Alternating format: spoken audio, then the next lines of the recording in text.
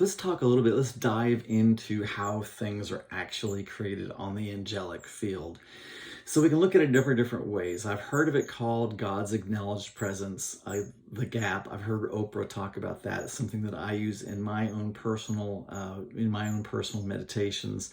You might hear about it in quantum physics. It's called the 0 point field, which is basically the field where everything is stripped out of it. It's basically a vacuum, and yet it still has enough energy in it to boil all the oceans. In 1 cubic foot, it has enough energy in that 1 cubic foot of empty space to boil all the oceans on the earth.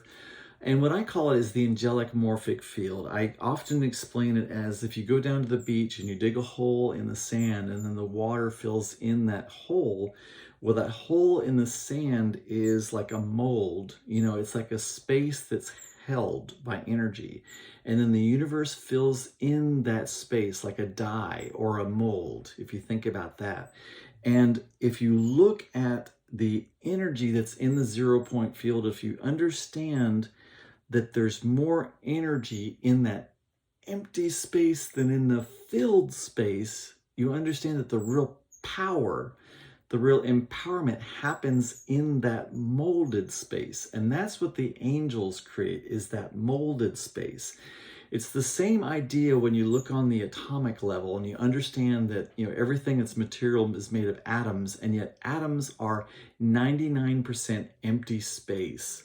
If the nucleus of an atom was the size of a football, then the size of a actual atom would be the same size as a football field. And there's nothing literally between the nucleus and the outside of that atom where the neutrons and protons and everything are running around, or electrons are running around and doing their little thing.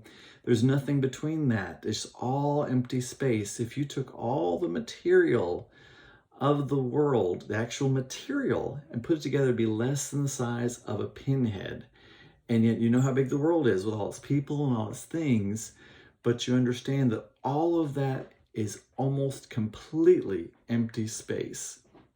Well, what's holding it like there? The energy. The energy of the angelic realm is where I think of it. The 0 point field, however you want to think of it, that's what's holding everything in its place.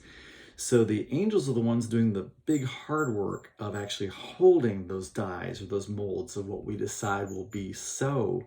And then the universe fills that in. Our job is to prescribe, describe, decide what that mold, what that dye looks like, how it is, what color it is, what shape it is, how big it is, when it will be, all these different kinds of things.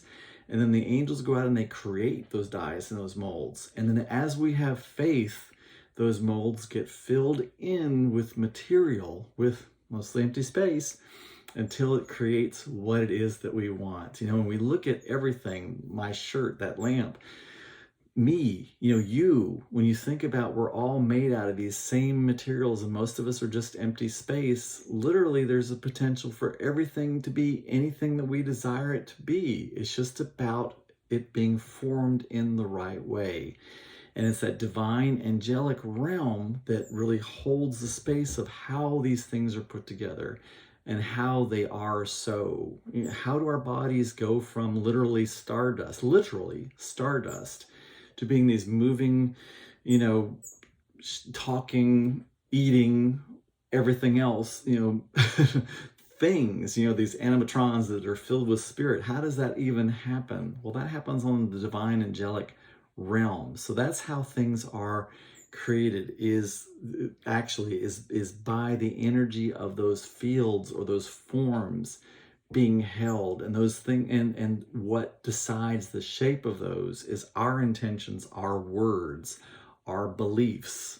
That's what holds the shape of it. Even our conscious, our consensive beliefs across the entire world are what hold these patterns in space, in place, and then create these forms that are then filled in. And that's how it really works. But what it really comes down to, the point to really make, is how at cause we are as conscious beings. And the good and the bad thing is there are very few conscious people on earth. And that's good for you, because that means if you become conscious, then you can have a whole lot more to say about what will be. It really is the minority who are vocal that really create everything. That is who does it. And you can become one of those. You can be one of the deciders who decides what will be. And that's really my mission, is because I'm hopefully going to be a grandfather one day. And I want that baby to grow up in a world filled of divine conscious manifestors. And I'm going to do everything I can to create as many divine conscious manifestors as I can, so this world makes sense. This world is built on unconditional love. We feel it for ourselves and we extend it out to others. And this world is just going to be full of joy, peace, and tranquility for everyone. And that's what I want. Just a small little thing. That's it.